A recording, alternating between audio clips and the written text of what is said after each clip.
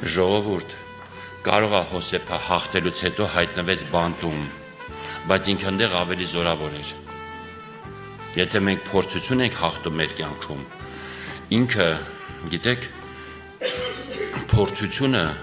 միշտ խաչմերուկ է, կարծես,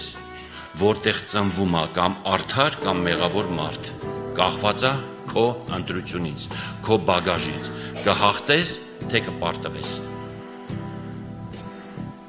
Մեր սպառազինությունից է կախված, արդարությունը դա Աստծո սպառազինությունն է, որը ինքը հագցրել է մեր մեջ, ու եթե մենք Աստծո սպառազինության մեջ ենք,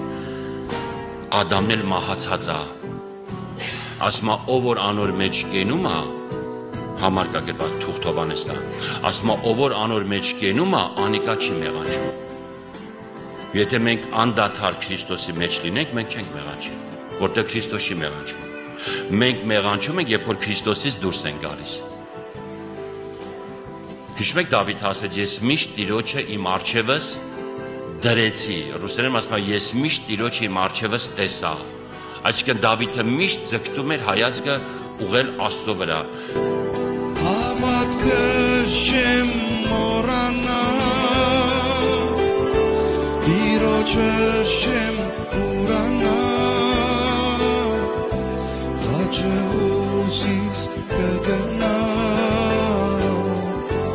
ինչ Հիսուսին միանա։